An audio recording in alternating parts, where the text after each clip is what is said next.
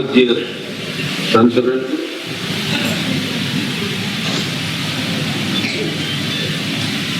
श्रद्धेय नित्य जीवन परिवार के सदस्यवृंद, भक्ति एवं शक्ति स्वरूपा माता, आज हम लोग चर्चा करेंगे मानस के एक ऐसे पात्र के विषय में जिसका चरित्र ही अद्भुत चरित्र।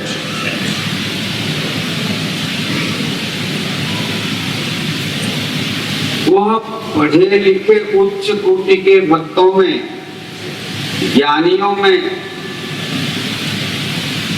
अथवा बड़े बड़े तपस्वियों में उसकी गिनती नहीं होती, लेकिन वह एक ऐसा भक्त है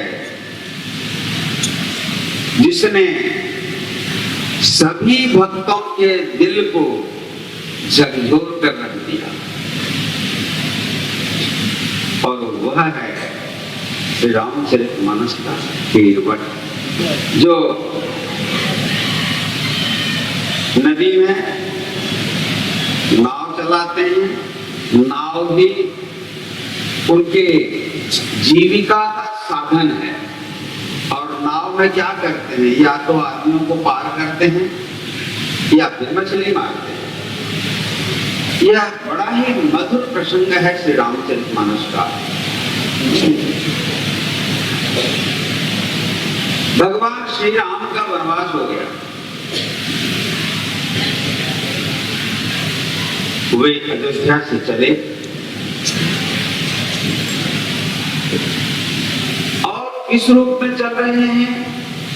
कोई राजकीय श्रृंगार करके राजकुमार के रूप में नहीं, अपितु माता कैकेयी ने कह दिया है, तापस वेश विशेष उदासी 14 बरस राम वनवासी। देखो, ये सब का रहस्य अलग है कि माँ कैकेयी ने 14 वर्ष ही क्यों मांगा, तपस्वी वेश में विशेष शब्द क्यों लगाया, उदासी क्यों कहा, ये अलग अलग बातें हैं। वे तापस वेश में विशेष उदासी के रूप में वन की ओर प्रस्थान करते हैं,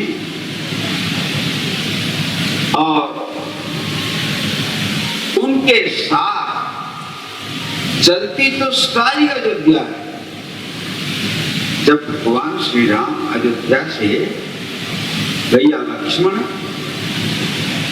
और भगवती जानकी जी को साथ लेकर निकलते हैं, तो सारे अयोध्यावासी कहते हैं, राम तुम्हारे बिना हम रह नहीं पाएंगे अयोध्या में, क्योंकि सीधी सी बात है, जहां राम तह अवध निवास, जहां राम होते हैं वही अयोध्या कहलाती है। कैसे? जैसे तहीं दिवस जहां भानु प्रकाशो, जैसे वही दिन होता है जहां भगवान सूर्य। तो अयोध्या वासियों ने कहा कि हम भी चलेंगे, और राम तो अपने प्रेमियों के प्रेमी हैं, बात को टाल नहीं पाए। अयोध्यावासी सब उनके साथ चले। रात को तमसा नदी के किनारे उन्होंने विश्राम किया, लेकिन अयोध्यावासी चलते चलते ऐसे थक गए थे कि जैसे ही रात आई, सारे अयोध्यावासी गहरी नींद में नदी के किनारे सो गए। और हमारे संत क्या कहते हैं, सुना होगा भजन, आप लोग गाते भी हैं, उठ जाग मुसाफिर भोर भई अब रैन कहाँ, जो सोवत है, जो सोवत है वो खोवत है ना। जो सो जाता है वो खो जाता है, जो जागत है सो पावत है, जो जागता रहता है। इसीलिए कहा गया या निशा सर्वभूतानां तस्याम जागर्ति संयमी। जो संयमी होते हैं, साधक होते हैं, संसार के लिए जो रात है उस रात में वे जागते, सो गए सर। और इसी समय की प्रतीक्षा में थे राम।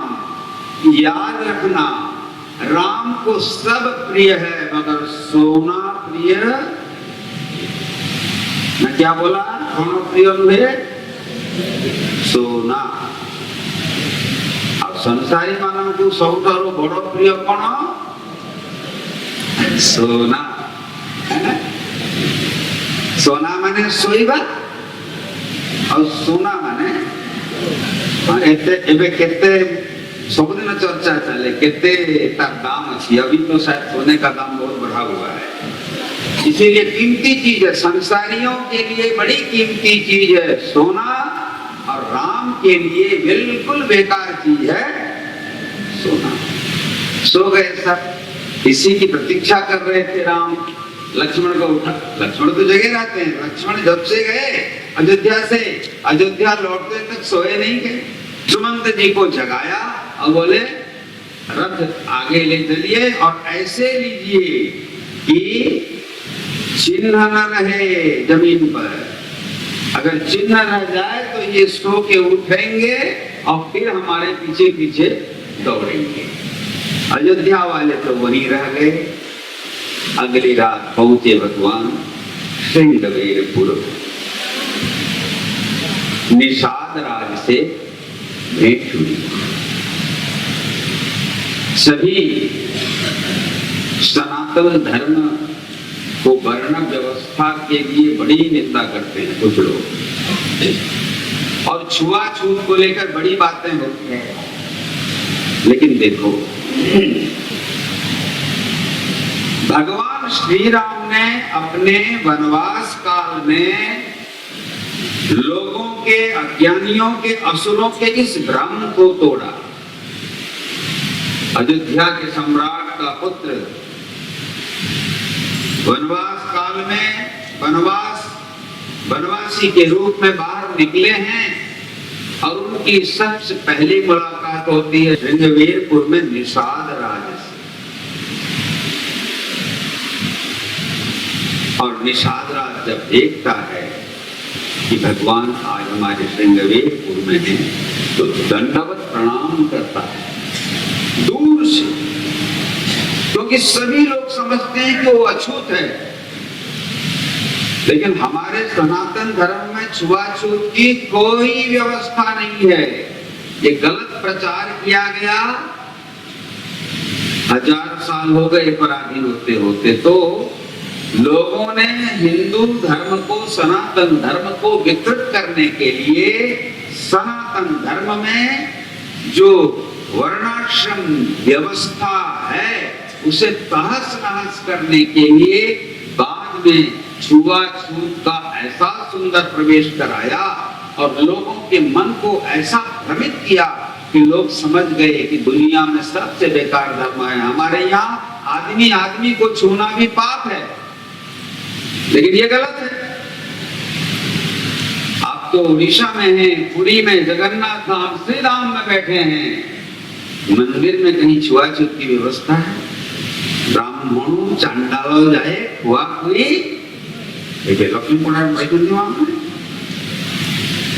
जोठी ब्राह्मणों चंडाल माने परस्पर महाप्रसाद नहीं खुआ खुए सेठी कौन कौन से छुआछूत रही लगी।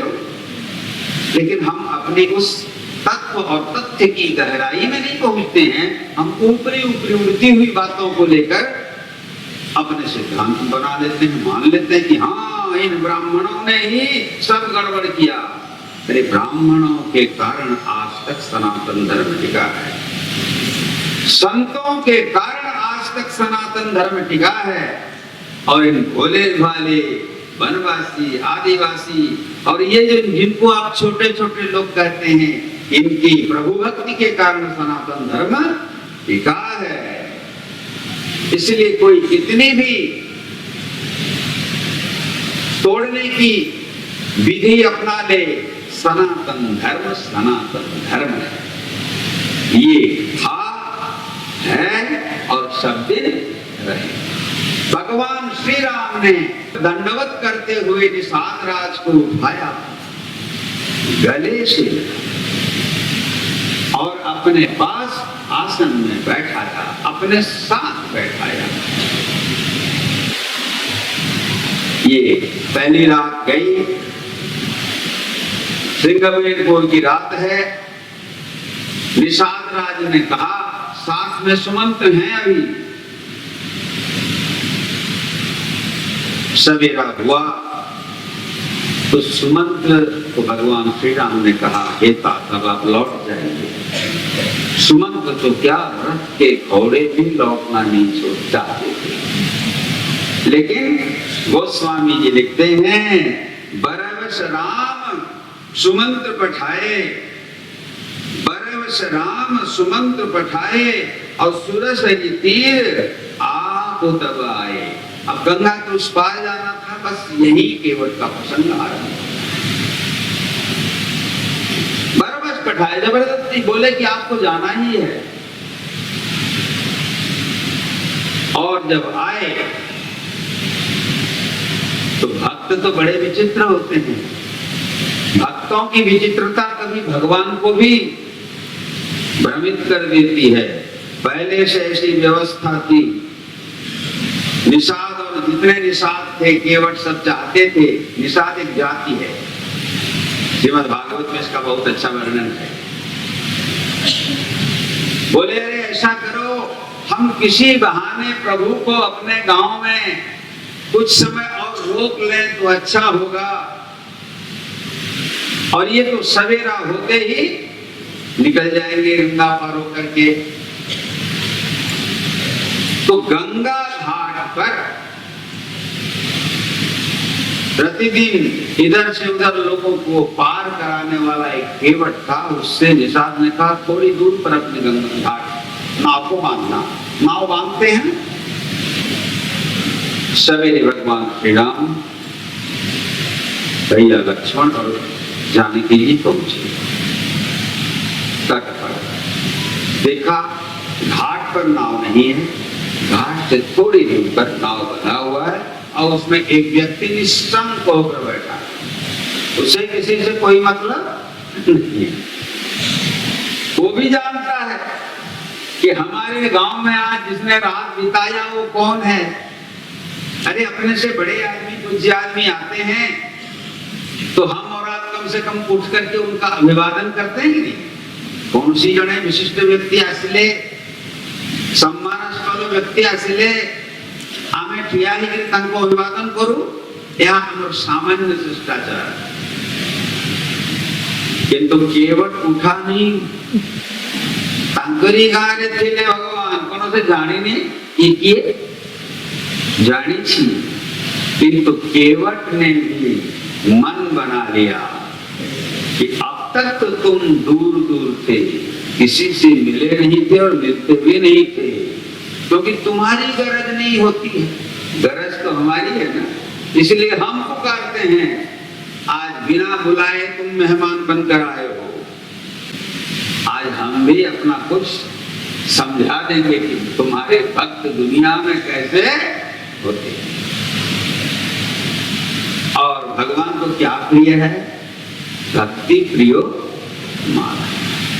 भगवान को तो प्रेम ही प्रिय है ना। राम ही केवल प्रेम प्यारा। भगवान श्री राम को अत्यंत प्रिय है प्रेम।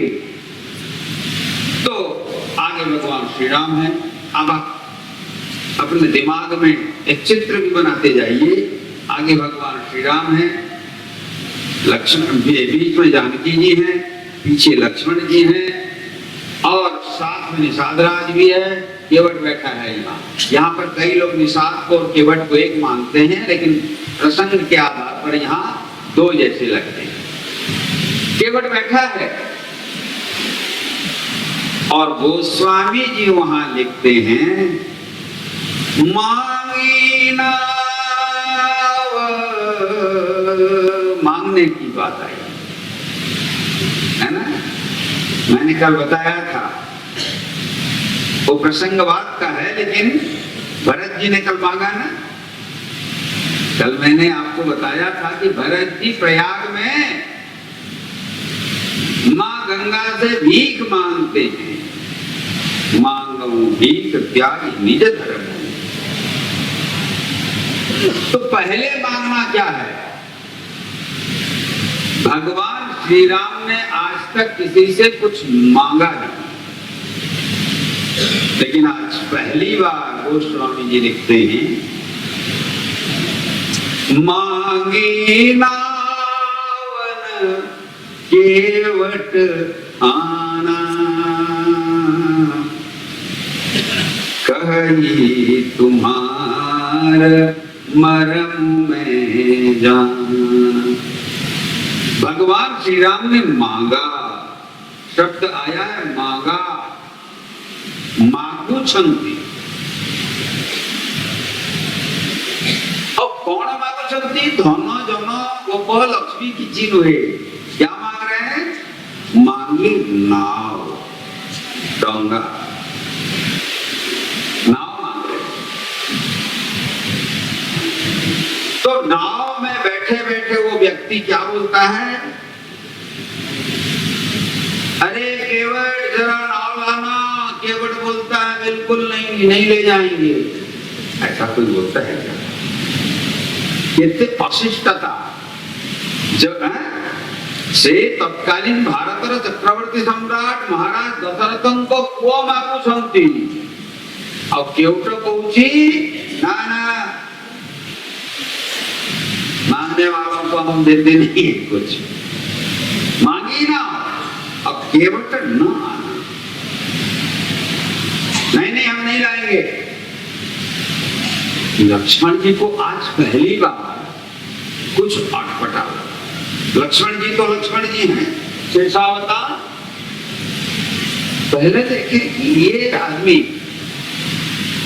अगली रात में भी बातचीत हो चुकी है लक्ष्मण जी की, तो लक्ष्मण जी समझ गए हैं अब ऐसे भक्तों के या ऐसे व्यक्तियों के साथ हमारा पाला पड़ा है कि जिनको समझना बड़ा मुश्किल है। ये बोलते क्या हैं और सोचते क्या हैं, समझ में नहीं आता। तो लक्ष्मण जी ने कहा, अजी क्यों नहीं लाओगे? तो चुप हो गया, कोई जवाब नहीं था। तो भगवान राम ने कहा, अच्छा भाई मैं प्रेम से पूछता हूं, मैं मांग रहा हूं तुम्हें नाव, तुम लाना क्यों नहीं चाहते? तो केवट वहीं से कहता है, कही तुम्हारा मरम में जाना, मैं इसलिए नहीं लाऊंगा कि मैं तुम्हारा मर्म जानता हूं। ये देखो, पाठ नहीं साठ नहीं, बड़ा बड़ा विद्वान मने कहती के ही प्रभु को अवांग मनस गोचर है ना।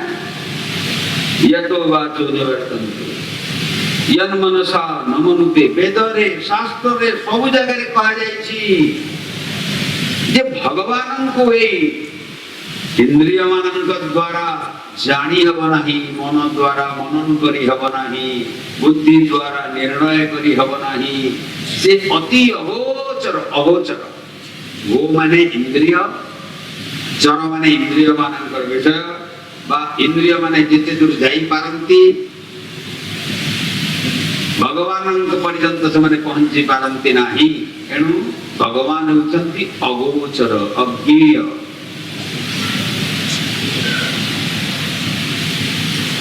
मर्म को, भगवान के ब्रह्म के रहस्य को कहे कि मैं जानता हूं, तो वेद कहते हैं जो कहता है मैं जानता हूं, वो कुछ नहीं जानता, और जो कहता है मैं कुछ नहीं जानता हूं, हो सकता है वो कुछ कुछ जानता है।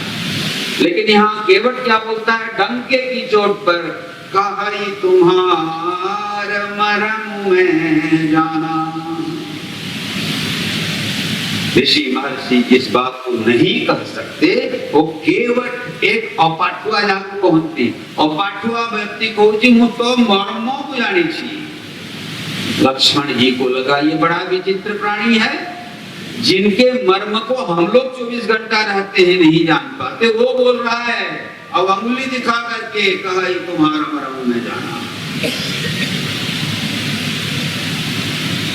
तो राम ने कहा भाई क्या मर्म है, मेरा क्या मर्म है, मैं ही नहीं जानता हूं, मुझे तुम लोग इतना मिसअंडरस्टैंडिंग क्यों करते हो? मैं तो भाई दशरथ नंदन राम हूं, इतने जानता हूं। बोले नहीं नहीं वो नहीं है राम, इसमें तुम्हारा कोई दोष नहीं है, तुम्हारे अंदर जो है उसको हम जानते हैं। मर्म मतलब सार तत्व, राम तुम कौन हो उसको हम जानते हैं, और इसीलिए हम तुमसे दूरी बनाए रखना चाहते हैं। क्या चाहते हैं? तुमसे अलग रहना चाहते हैं। बोले क्यों? बोले तुम बड़े खतरनाक हो, तुम जब जिसको चाहो वैसे बना देते हो। पुराण में बहुत प्रसंग अच्छी, केवट बोलता है चरण कमल रज कहाँ सब कही, मानुष करनी मोरी कछु आई,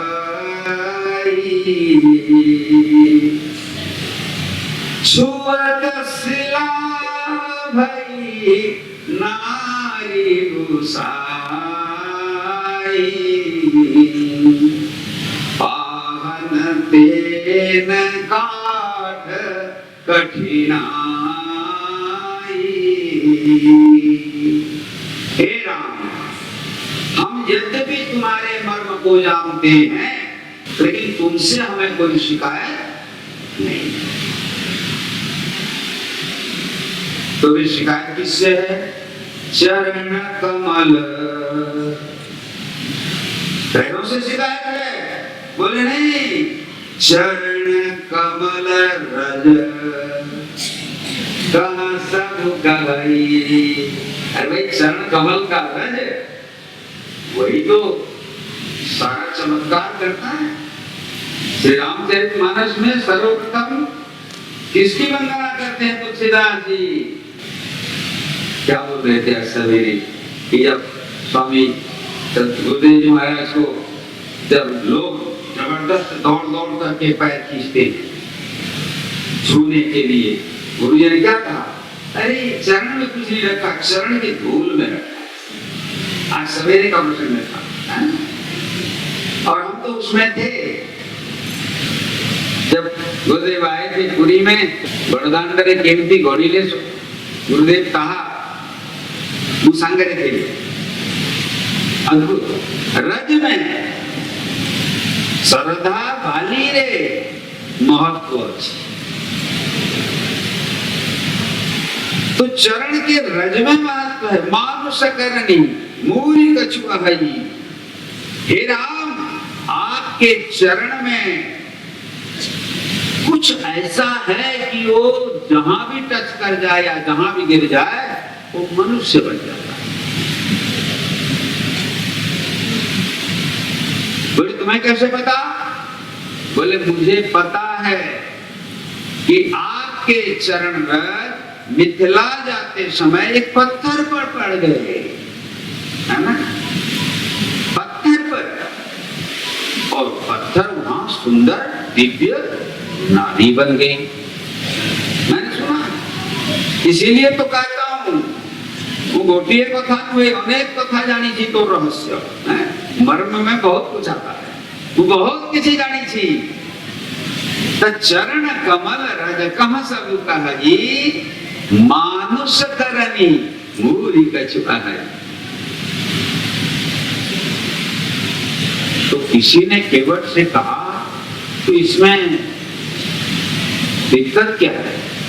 अगर राम के चरण रज अगर मनुष्य बना देते हैं तो यहाँ क्या बनाएंगे? तो पत्थर को बनाते हैं। अरे बोले पत्थर नहीं, ये जो मेरे को नाव मांग रहे हैं, डोंगा मागुछंती, डोंगारे यदि यांको चरण रज पड़ी गला मोर सत्यानाश ହେଲା।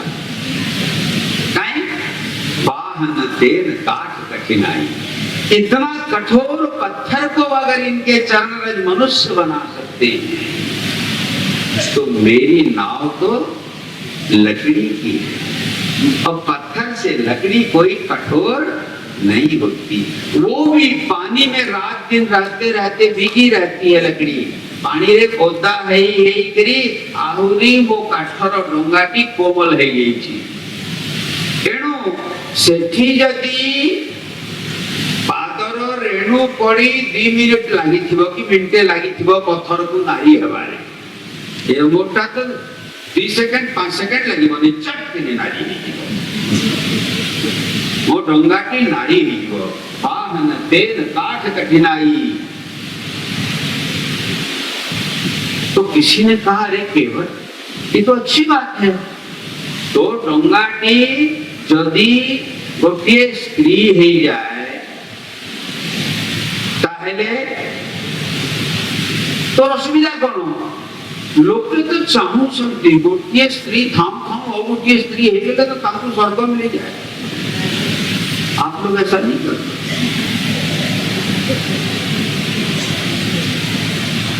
केवट ने कहा नहीं भाई, ये वाहन तेन काठ कठिनाई ये तो ठीक बात है, लेकिन इनके चरण रज से जो नारी पैदा होती है, केवटुनी पैदा हुए, निषादी पैदा हुए, ताहले कौन हुए? तरनियोनी धरनी होई जाई। तरणी अर्थात गंगाटी मुनि धरनी होई जाई। गोटे ऋषि पत्नी हेबो, केउटुनी हबो और ऋषि पत्नी हे गले गला। अब तक भगवान श्री राम देखो एक बार मांगी ना, अरे मागी छंती वर्तमान खाली एक कथन चली और शुणु छंती जने कहला रे नारी हेले दीटा नारी होइबे तते पारी करिवार पड़िबो नहीं। से कहला मु पारी बंती करिबी नारी काहे कि दीटी जो मानकर नारी हुअंती से मानकर अवस्था कोन होई नानी सत्य प्रमाण मां माने जनकर जने दर्शन करी आसंती जने साधु पाछु किछि दिन परे से साधु देखिली जे ता मुंडर चौदा है पचारले कौन हला बोले गुरुदेव मु आज काली आओ गोटिए बाहर जाइए द्वितीय पत्नी धरी बोले द्वितीय पत्नी तो मुंड चंदा सहित द्वितीय पत्नी कौन संपर्क कौन क्या मतलब है? अरे अच्छा है तुम्हारी बड़ी पत्नी ठीक है तो बोले ठीक है तो छोटी बोले वो बुझे कि हरियाणा गोटे आजकल तो होचे ना केते प्रकार धंदा होचे तो एठी बोले सेई जो दुई बाहाले दुईटी पत्नी रखली एटा होची मर्म कथा केवट का मर्म बोले कौन आला बोले गुरुदेव मु किछि दिन जेते बेले मो बड़ स्त्री पाखरे रहउची तार बयस हेलानी 60 और ता मुंडरे गोटे भी गला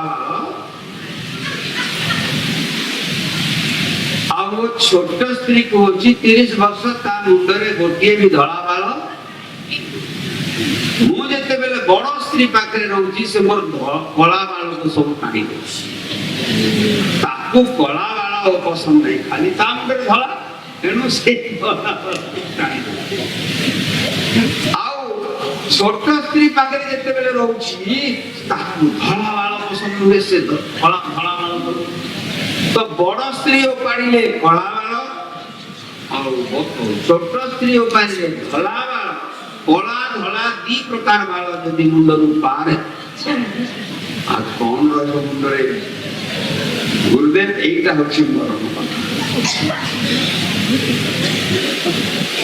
केवट ने बोला भैया 1 से 2 हो जाए तो कुछ नहीं रहेगा। लुंची तो केशव ही बाबा जी ही अच्छा ठीक अच्छी जदि केउटणी हुमंता ता गोटे कथा लेकिन से केउटणी हबो नाही कोन हबो ऋषि पत्नी यदि मो डंगाटी कोनसी श्रापग्रस्त हिके डंगा हेछि ऋषि पत्नी हेजिब अगर वो ऋषि पत्नी हो जाती है तो हम तो केवट जात के हैं निषाद जात के हैं शुद्ध शाकाहारी या वो सब तो कुछ करते नहीं शुद्धता भी नहीं रहती घर में। ऋषि पत्नी होने के बाद कहेगी घर का प्रतिदिन गोबर से लिपाई होना चाहिए बोलू पाई सफा रहिबो मु तम संगरे खाईगी नहीं वो पई अलग चूल्हा करो। ऋषि पत्नी है एक तो मेरा व्यवसाय खत्म दूसरे में 2 नारियां एक जगह एक होगी केउटनी और दूसरी होगी ऋषि पत्नी और दोनों में क्या अवस्था होगा ना घरे मुंह रही पारिबी ना घर रहिब सब सारा संसार मेरा उजड़ जाएगा। इसीलिए प्रभु आप कृपा करो आप मेरे नाव में मत बैठो। भगवान राम ने कहा अरे मुझे उस पार जाना है। अच्छा उस पार जाना है उस पार क्यों जाओगे इस पार पड़े रहो ना क्या फर्क पड़ता है।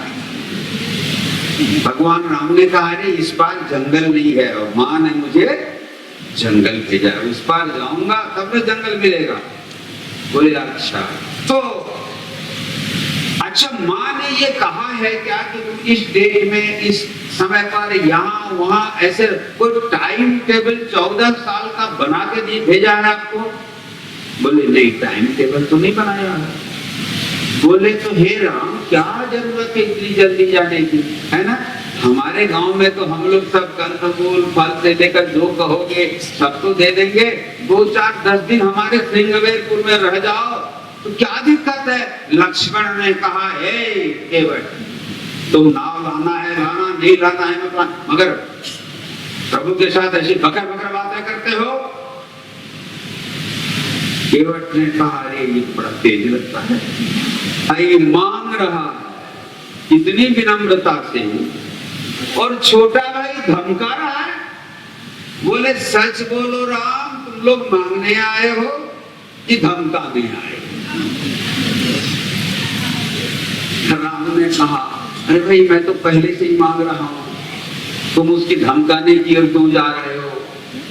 लक्ष्मण जी ने कहा भैया यही तो करते हैं आप सबको अपना बना लेते हैं सब कुछ भी अरे कोई प्रिंसिपल होना चाहिए कि नहीं जीवन में। राम ने कहा मेरा तो कोई प्रिंसिपल नहीं जैसा ये यथामाम प्रपद्यन्ते तांस तथैव भजामि यही राम का प्रिंसिपल है। तो भगवान से जब ऐसा बोला लक्ष्मण तो लाल लाल होने लगे गुस्से में। तो केवट ने कहा अरे इन्होंने मांगा है तुमने मुझसे नहीं मांगा तुम चुप रहा इनसे मेरी बातचीत हो रही है। केवट ने कहा हे राम आपको जाना है सचमुच जाना है।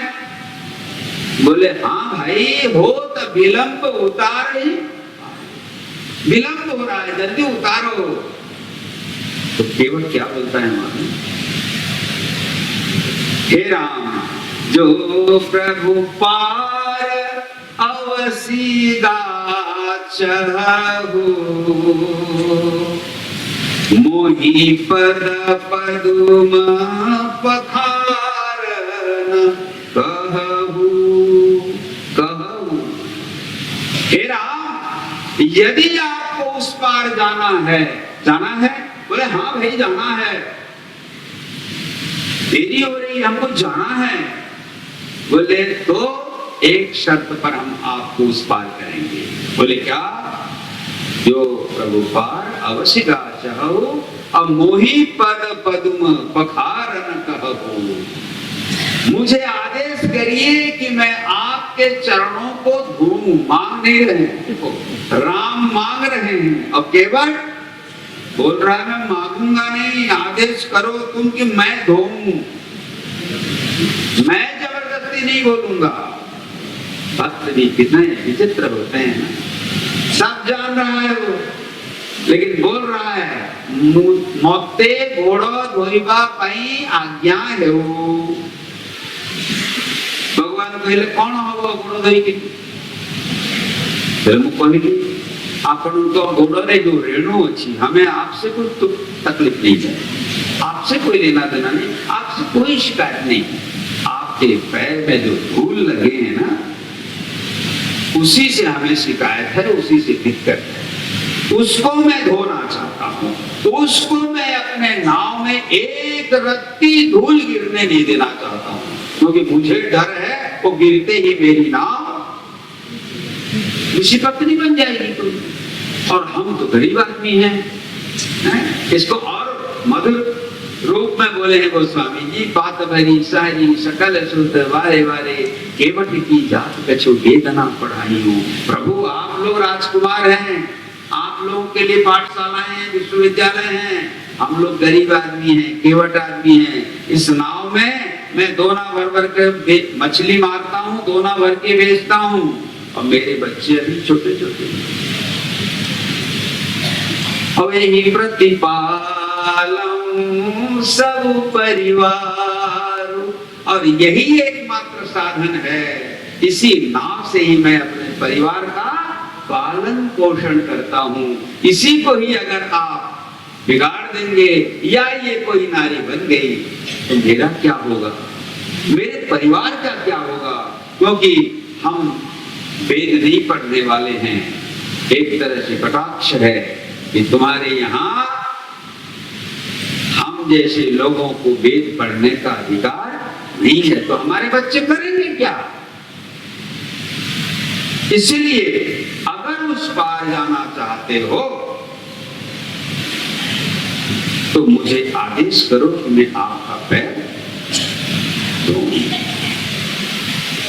भगवान चुप। थोड़ी देर के बाद कहते हैं अच्छा भाई ठीक है। चर्चा चल रही है ऐसे पैर धोने को लेकर के, और अटपटी वाणी को सुनकर भगवान वहां गोस्वामी जी लिखते हैं, सुनी के वट के प्रेम लपेटे अटपटे बिहसे करुणाएन चितई जानकी लखन तन। सुनी के वट के बेन, केवट की वाणी को, कैसी वाणी? अटपटी वाणी। वाणी में कोई मर्यादा नहीं है, वाणी में व्याकरण की कोई शुद्धि नहीं है, वाणी संस्कृत नहीं, संस्कृत वाणी नहीं, शुद्ध वाणी नहीं, वाक्य कुछ समझ में नहीं है, कुछ जो मन में आ रहा है केवट बोल रहा है। लेकिन विद्या गजेंद्र से पढ़। भागवत में प्रसंग सुना होगा, गजेंद्र ने पुकारा, वो कोई पढ़ा लिखा आदमी, पढ़ा लिखा जीव गजेंद्र। गज को मूर्ख बोलते हैं उड़िया में। एक कथा न मानी ले तुम्हें गजो मूर्खो है वो कहते हैं, लेकिन गज कोई मूर्ख नहीं होता। फिर भी कहते हैं गजो मूर्ख माने हाथी का शरीर बड़ा, दिमाग छोटा। तो अटपटी वाणी को सुन करके वहां क्या होता है देखो, केवट बोले जा रहा है, नाव नहीं ला रहा है, नाव में बैठा है, अभी तक उतरा नहीं है। थोड़ी दूर पर हट करके बोले प्रभु देखो एक काम और एक बात बता दूं। बोले क्या? बोले अगर मेरे नाव में आप नहीं बैठना चाहते हो तो भी एक उपाय बता दूंगा आपको फ्री में, बिना किसी लेते हैं पैसा लेकर के सब परामर्श देते हैं, कुछ नहीं। बोले क्या? यही घाट से थोड़ी दूर, इस घाट से थोड़ी दूर में आप चले जाएंगे तो कटिलों जल, कमर भर पानी है भगवान, वहां गंगा मैया बिल्कुल उथली है, उधर से चाहो तो आप पार हो सकते हो। उसमें ना नाव लगना है न पैर धुलवाना है, न पैसा लगना है, थोड़ा परिश्रम लगेगा। राम ने कहा नहीं, ये रिस्क हम नहीं ले सकते, क्योंकि हमें पता नहीं गंगा में कहाँ कितना पानी होता है, कहीं अगर डूब गए तो केवट मन ही मन बोल रहा है, हमको जो डुबा के रखा है संसार सागर में, एक दिन तुम भी डूब के देख लो कैसा लगता है। तो केवट बोलता है हाँ, आप नहीं मान रहे हैं, इसका मतलब मुझे मालूम है कि आपको तैरना, प्रभु आपको तारना आता है, तैरना बुझ पर आपको तैरना नहीं आता, तारना आता है, उद्धार करना आता है। इसीलिए मेरे नाव में बैठना आपकी मजबूरी है। मो डोंगारे निश्चित भावरे बसिबा पाई बाध्य। आपण जेहेतु पहरा जानी कारण राजमहल रे बाथरूम रे गाधुथिबे, ए जेतिकी बाथरूम बाधिबा लोक पहरी जानती कि आम मैंने छुआ थिला बेले हम तालाब में एकदम इतने बड़े से पैर तैरना जानते हैं। अरे हम तो पद्मासन में नदी पार कर जाते हैं, हम पानी में भी सो जाते हैं। तो कई बार तात्पर्य है हमें कोई डर नहीं है, लेकिन हमें मालूम है कि आप तैरना नहीं जानते, क्योंकि राजमहल में आपको स्नान कराने वाले बहुत हैं, बाथरूम में नहाने वाले हैं आप लोग, है ना। तो इसीलिए मजबूरी है कि आप मेरे नाव में बैठोगे। भगवान ने कहा ठीक है, तुम्हें जैसा लगता है वैसा करो, लेकिन हमें उस पार ले जाओ। बोले तो ठीक है, मेरी एक बात आप मानिए। मैं अब नाव लेके केवट आया, नाव को रखा और बोला प्रभु अब मैं मुझे होने का आदेश दीजिए। भगवान राम ने कहा ठीक है, सोई करो जेही तब नाव न चले। वही करो जिससे तुम्हारी नाव रह जाए, नारी न बने। तो बोले 1 मिनट रुक जाइए। तीनों रुक गए तो पानी और कठौता भरी लिया। डोंगा अच्छी डोंगारू पानी बाहर करवा पाई मत से समय गोटे काठर बर्तन को लेके आ गए। पहले से रेडी था, घर में गया, पत्नी से भी बोला, सबसे बोला। आज सवेरे बोल रहे थे ना ये बलि के प्रसंग में, तो उनकी पत्नी बच्चे सब आए। भगवान ने बलि के सिर के साथ साथ सबके सिर पर पैर रखा, सबको पाताल दे दिए ना। ऐसे ही केवट आया, सब लेकर के सबको बुला के लाया। पत्नी को बोला अरे खड़ी हो जा, पानी पकड़ ले। कठौता को नीचे पात्र को रखा, बोला प्रभु खड़े हो जाओ इस पर। खड़े हो गए राम दुबी। एते बड़ पात्र थालिया गोटे रे दीटा गोड़ एते रखिकरी क्या कर देली जन कुछ टलमल होगा नहीं।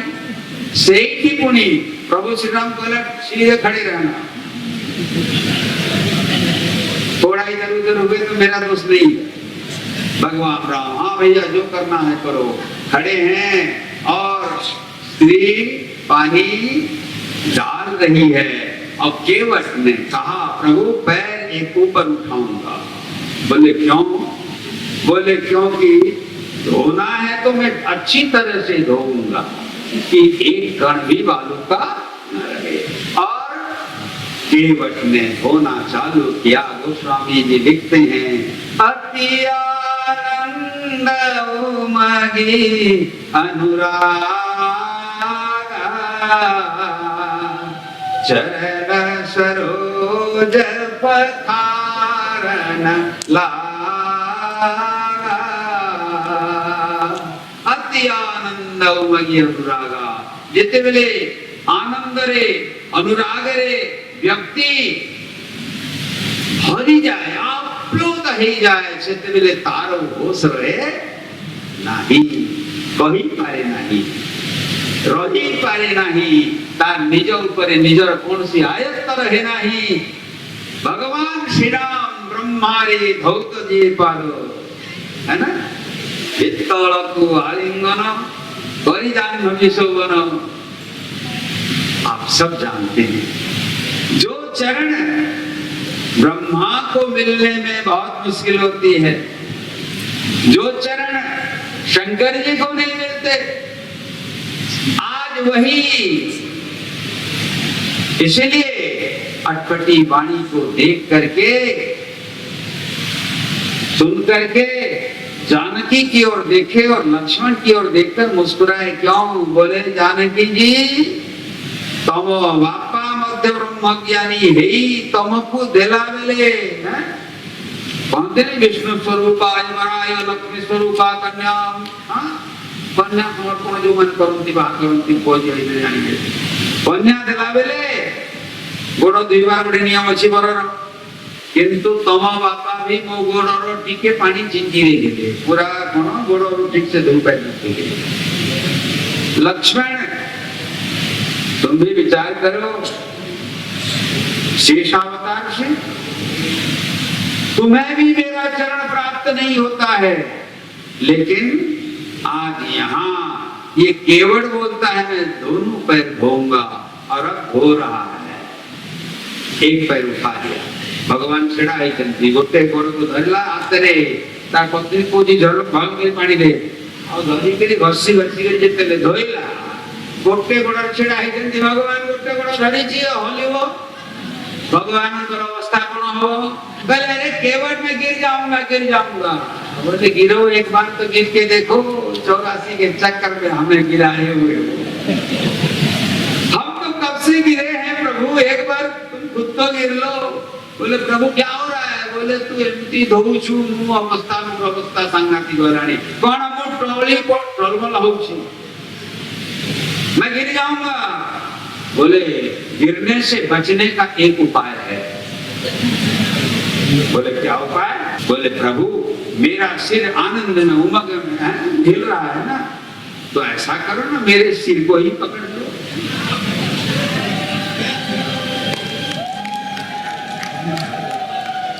भगवान श्री राम देखम तो केवटर भाग्य, भगवान श्री राम केवटर मुंड को धोइले दे हाथ रे आओ अति आनंद ओ मई अनुरागा चरण सरोज पखार लागा। धोइला सरला तापरे कहला प्रभु ये गोड़ को तले रखिबा को देवी। हंस गए भगवान श्री राम, है ना।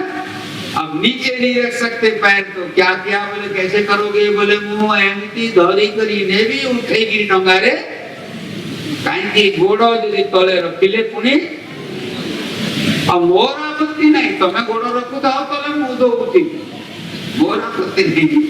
जो भगवान को उठाया लेके नाव में बैठा दिया और फिर कहता है प्रभु तू जो डंगारे पशु से डंगारे बंधन पड़े यही खोलिली डंगार बंधन। भगवान जगन्नाथ को जब फूल की माला देते हैं गांठ नहीं होती, बंधन खोलिली, खोल दिया। बोले इधर उधर होने से नाव अपने आप कहाँ चली जाएगी पता? तो बोले फिर क्या करोगे? बोले बैठे रहो चुपचाप स्थिर रहेगी। जोगो बोले कितनी स्थिर रहो बेटा, केवट जोगो करुछि भगवान राम बोले है ना, सुख पूर्वक स्थिरता के साथ बैठना आसन है ना, इरम सुखम आसनम बोलता। तापरे से कौन बोला? समस्त को पद पखार जलपान करे आप सहित परिवार। गाँ सरल को डाकिला, समस्त को डाकिला, कहला अरे भाग्य मिलिबो नहीं, सब कोई पादुका दो। लक्ष्मण बोल रहा है देरी हो रहा है, बोले चुप रहो। तो जानकी जी थोड़ी सी आती हैं, बोले भैया क्योंकि एक जगह वही था, अब तक भगवान राम कहीं हंसे नहीं थे, यहाँ हंसे खिलखिला करके केवट की वाणी से। तो जानकी जी बड़ी प्रसन्न है कि प्रभु जिनका मुख सदैव गंभीर रहता है आज खिलखिला कर हंस रहे हैं। तो जानकी जी ने कहा अरे केवट हमें भी तो थोड़ी चरण पादुका मिल जाए। बोले हम आपको देखते हैं। लक्ष्मण ने कहा इधर से भैया, बोले तुम ही नाटक कर रहे थे, तुम ही नौटंकी कर रहे थे, मैं तो इसीलिए इतना प्रयास कर रहा था और तुम उसमें विघ्न डाल रहे थे। तुमको नहीं देंगे, अरे अब नहीं विघ्न डालेंगे।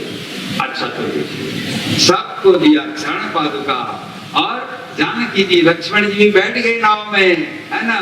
बोले प्रभु अब एक काम और बाकी रह गया। बोले क्या? आपका चरणोदक पा करके हम तो उद्धार हो गए, हमारा जीवन तो उद्धार हो गया, लेकिन हमारे माता पिता, हमारे पितर अभी हैं। बोले क्या करना चाहते हो? बोले आप ही के शास्त्र में लिखा है पितरों को जलदान करना चाहिए। हम लोग दैवर्त लोग कुछ जानते नहीं, मंत्र नहीं, तंत्र नहीं, कुछ नहीं। अब ऐसा करो, एक वाला मैंने आश्रय बोले निज निज पितृपुरुषों को ना करी तुम्हें सब एमती करो। पहला प्रभु आपन वेद मंत्र पढ़ो, हमारे पुरखों के उद्धार के लिए आप कर्मकांड करिए, आप मंत्र पढ़िए। भगवान राम ने कहा जो कराना है आज करा दो, मजबूरी तुम्हें तो है। तो पितर पार करी। केवट को देखो, ऐसा लगता है कि कुछ नहीं जानता, लेकिन अपने गांव का, अपने पड़ोसियों का, अपना सबका उद्धार करने के बाद अपने पितरों का भी उसने उद्धार कर दिया। और उसके बाद नाव में बैठकर भगवान को उस पार ले गया। ले जाते जाते गंगा में खबर पड़ता है तो वहां घुमाने लगता है नाव को। बोले अब क्या हो गया? बोले प्रभु मैंने आपसे कहा है उतराई नहीं लूंगा, आपसे मैं इसका कोई मूल्य नहीं लूंगा, फ्री में आपको नौका विहार कराऊंगा। अभी 5-7 दिन यहाँ नौका में ही बैठे रहिए ना। अरे बोले नहीं, हमको जल्दी अब ले चलो। तो बोले एक शर्त है, क्योंकि हम और आप एक ही जात के हैं। सुना होगा आपने, संत लोग बड़े प्रेम से कहते हैं, ये तो बहुत बड़ा प्रसंग है। कहता है प्रभु मैं गंगा घाट का केवट हूँ और तुम भवसागर के केवट हो। अब मैं यहाँ जैसे तुम्हें पार कर देता हूँ प्रभु, तुम भी वहां वैसे पार कर देना, क्योंकि वहां देने के लिए मेरे पास कोई दाम नहीं रहेगा। पता नहीं मैं उस समय किस अवस्था में रहूंगा। इसलिए भक्त कहते हैं कृष्ण स्वरीय पद पंकज पंजरांते अद्यैव में विशतु मानस राजहंस प्राण प्रयाण समये कपवात वित्तैः कंठावरोधन विधौ स्मरणं कुतस्ते। आज ही हो जाए, जो होना है आज कर लो, कल के लिए मत रखो। केवट ने उसी समय और सबको बोला, रे पितरों को तो तूने पार किया है, यहाँ सब अपना अपना पिंडदान भी कर दो, जलदान कर दो, ये मौका फिर मिलने वाला नहीं है। देखो केवट का प्रेम उस पार ले जाता है। इतना प्रेम जानकी जी के मन में होता है कि आज मेरे प्रभु को इसने हंसाया। अब तक प्रभु गंभीर थे, इतनी समस्याओं से जूझते हुए हम लोग आए और इसने सबके मन को प्रसन्न कर दिया, हमें पार भी कर दिया गंगा पार। इसे कुछ दिया नहीं। भगवान ने समझ लिया। जानकी जी अपने हाथ से मुद्रिका निकाल कर प्रभु को देते हैं, कहते हैं इसको देना चाहिए। क्या देते हैं? शादी में राम ने जो पहनाया था, है ना, क्या उसको बोलते हैं, वेडिंग रिंग, है ना।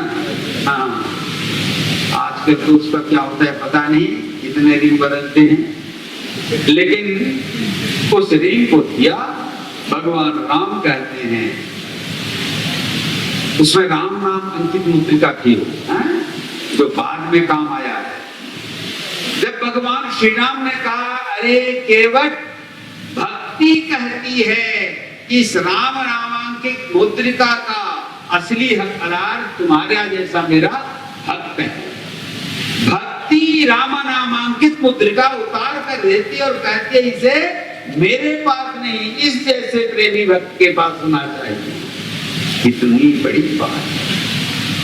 केवल वह देखता है, कहता है प्रभु ये मैं अपने पास नहीं रख सकता, ये माता का है, भक्ति का है, ये आप ही अभी रखिए, क्योंकि आने वाला समय में जब मैं लौटते समय मुझे देंगे तो जो देंगे तो मैं लूंगा। आज के प्रभु मैं धन्य हो गया, ना आज मैं काल न पावा, मैं क्या, मुझे क्या नहीं मिला, मुझे सब कुछ मिल गया, अर्थात मुझे आप मिल गए। बंधुओं माताओं, जिनको राम मिल जाते हैं उन्हें जीवन का सब कुछ मिल जाता है। यही भक्ति साधना है। और इसीलिए गुरुदेव द्वारा हमें जो पद्धति बताई जाती है, हम ऐसे ही सहज भाव से, सरल भाव से, विद्वत्ता का अहंकार न हो हमारे अंदर, धन का अहंकार न हो हमारे अंदर, पद का अहंकार न हो हमारे अंदर, बल्कि जो कुछ अहंकार है, मुकारो मातरो मोरो न मुहे बोली कहिबा नाही बाट, गुरु श्री चरणे अर्पण करुचि घेन हे विश्व सम्राट। इस प्रकार अपने अहंकार को गुरु चरणों में, प्रभु चरणों में समर्पित कर सहज बन जाइए, सरल बन जाइए, तो आप भी राम को पा लेंगे और राम आएंगे भिखारी बनकर, तुम भी दानी बन जाओगे। आज राम दानी है, लेकिन राम कहते हैं हम भक्त पराधीन हैं।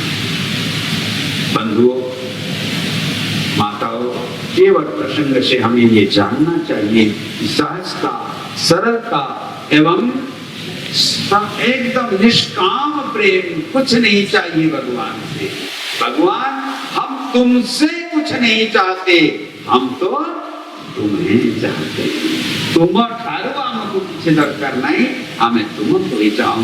यही भाव रखी हमें सब बेले गुरु चरण रे, प्रभु चरण रे निजर श्रद्धा, विश्वास और प्रेम को समर्पण करो तथा ताही उचित यथार्थ पुष्पांजलि केवल प्रसंग में यही है। हरि ओम तत्सत, हरि ओम तत्सत, हरि ओम तत्सत।